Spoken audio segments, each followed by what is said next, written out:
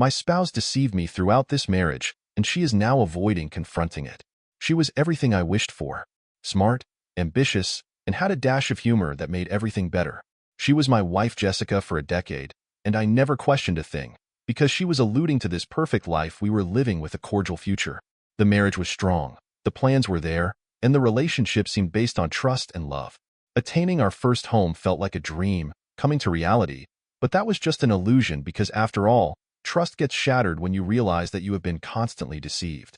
As much as I wish to say my best friend was supportive all throughout, she wasn't. A marriage that was supposed to be all about cherishing one another turned into wanting to take control. Everything was a contest, and when we did finally attend college and graduated, things just ended up getting worse. Proposing after scrambling to attain a career seemed like a pretty decent idea, especially when we had the perfect wedding, but it was nothing short of falling to ground zero. And yet, there were certain details that always nagged me in the back of my mind.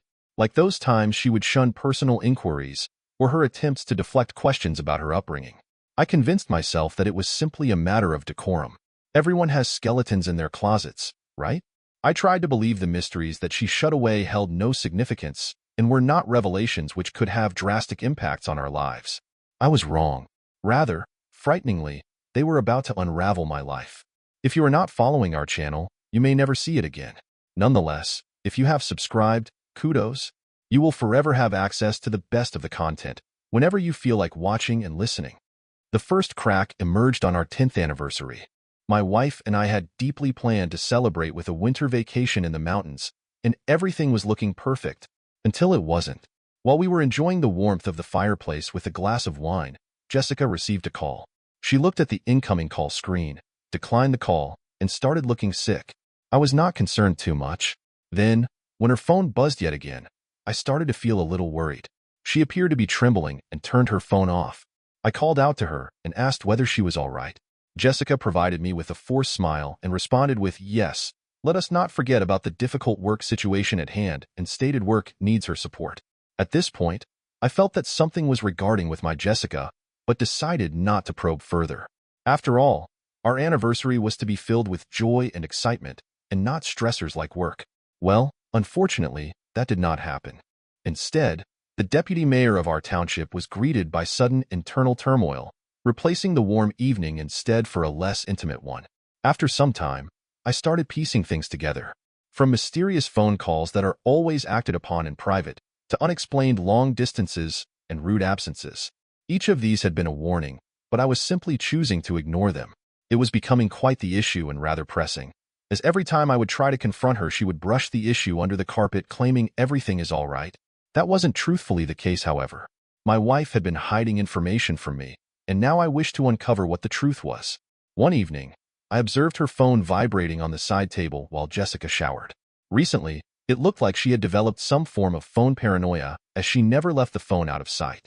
As I retrieved the device, I let out a sigh as my heart began racing at a furious rate. I absolutely despised the notion of touching her phone as it came off extremely intrusive, and yet, I had to delve deeper into this mystery. My curiosity was taking a toll on me, and so was the lack of information I had. I accessed the phone by inputting a password that I was deeply familiar with, and transitioned to the messages portion of her phone. I felt twitches of anxiety as I searched for texts, wishing to explain the drastic alteration in our marital relations. Then, I got something. "We need to talk. You can't keep hiding this forever," was the last text sent from an unknown number. I was in complete shock. I felt as if I had no life running through me as my blood ran cold. I read the messages before me, and with shocking realization, I knew they teetered far above my grasp of comprehension. The messages spoke about dealing with accounts, hidden debates, names, and so much more. With every message I read, my anxiety coined a new term to alarm me. There were more lies and a deeper web of deceit. It was then that I noticed my ex-wife's late work messages. One message, in particular, felt unusual. "I'm tired of living this double life. I need to tell him the truth." I couldn't wrap my head around it. More so, I was scared. The most poignant detail was that this broadcast was wrapped around a week ago, sent at night during her supposed work shift. I just had one horrible dominating question. Just what kind of terrible lie was she leading alongside my worst lover to fuel her insatiable thirst for betrayal? Deep down I knew that those were troubling messages and decided that questioning my ex-wife would allow me to discover the truth. Who is this? I confronted while showcasing her the messages to cope with my anger. In an instant, her pupils dilated and jaws dropped like they went into a freezer. I couldn't help but pinpoint that she looked more terrified than apologetic. Yet, it's none of your business, she spoke while pacing in circles, deflecting questions in utter defiance, as if I was not even standing there. None of my business? I yelled, aghast. You are my wife. How can you claim this doesn't concern me? You have been deceiving me. You have been deceiving me. She just remained quiet and looked at me with eyes I had never seen before. There was anger, maybe fear, and a very subtle but ordinary hint of guilt. That night, Jessica didn't say anything. She locked herself in the guest bedroom, leaving me to grapple alone with the disaster of our shared life. With the painful and sad reality sinking in, I found myself grappling with the fact that the woman I had married now felt like a complete stranger. How can I not see the things she was hiding all these years? What was she concealing all this time? For the following few days, she remained distant. She offered vague and unconvincing excuses of work and the need for space. I, however, was not ready to drop it. So I began doing my own research, going through documents, bank statements, anything that could shed light on her secret life. The results were, to say the least, shocking. Saya had set up a number of bank accounts under different names. Unknown parties had received payments, large sums had vanished, and transfers and withdrawals were a mess. It seemed like she had built her own independent multi-level financial system. Then, there was the property deed. It was in another folder I found in her office, a folder that was very neatly organized. The folder contained a house deed to a different state that was purchased 2 years into the marriage. On the deed, the name listed was one that I had never heard of before. It turns out that I was living together with a stranger, a woman whose lies were so delicate and complex. All I felt was confused, like I was in a nightmare that I could not wake from. This time when I presented her with the evidence, she had no other option but to break down. She was sobbing, unable to continue the facade. Why, Jessica? I asked, shaking with fury and pain. Why did you lie to me? What is all of this? She started crying more, tears cascading down her cheeks. I never wanted it to come this far, she faintly said. I was already in trouble before we met. I thought I could resolve it, but it only got worse. And then, I could not stop lying. In trouble? I repeated as I began to feel the ground disintegrate beneath me. What do you mean trouble?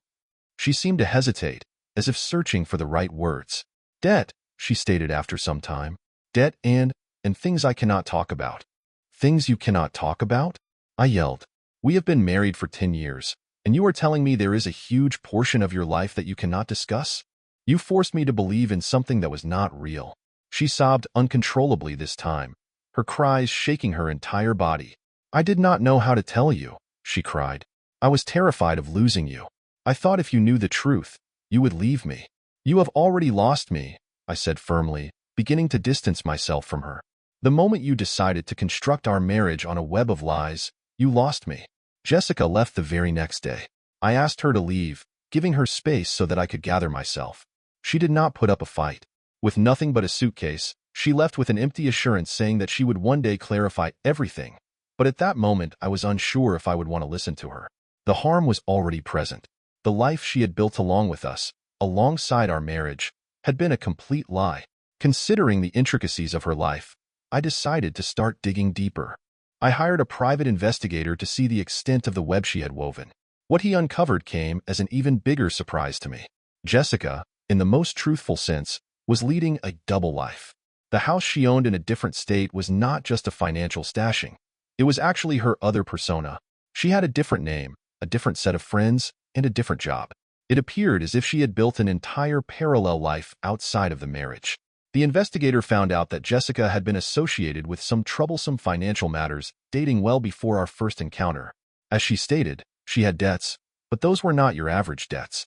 She owed money to shadowy figures and organizations, very dangerous individuals who had been after her for years. When we got married, she was not only in love with me but also wanted to escape from that life and build a new facade of normalcy to shroud her past. The magnitude of the betrayal rattled my brain. I loved her. I wouldn't dare question my trust in her for a second, while in truth, I was building my life with a woman completely different to what she claimed to be. It felt as though every single memory, every second we had spent together was stained with her deceit. In light of all this new information, I loaded the documents to divorce her. There was no way to save our marriage, not after everything. Quite frankly, I could never remain within a relationship where trust had been so utterly obliterated. Her manner was crude and lantern-like one night on the outer highway when she had vanished without a trace. Should have made some concession to untangle the talk show mess she left for me, but alas, I never could focus on anything else. I was never able to understand loan decending from the plane of life. No one was able to reach to her. The family, the lawyers, even the private investigator. She was completely traceless. In the crux of it, not even a shred of proof remained, but she was bound by Smetha's contract, a void that has never been promised unto this world. From her perspective, I was at a new low of desire and joy. I worked on and built an understanding towards who I was in the dystatic worlds of where I worked head in hand. The betrayal and lies cost a significant amount of trust and debts which had built it up towards Jessica's name. This lie made me whipped away from my friends and family. Their support matrices could not begin to relieve me of the feelings that this whole situation had birthed. I remained devoid of feeling towards everything. I started to abhor my entire life. The split-up came to a screeching halt, not because of me but because of her vanishing.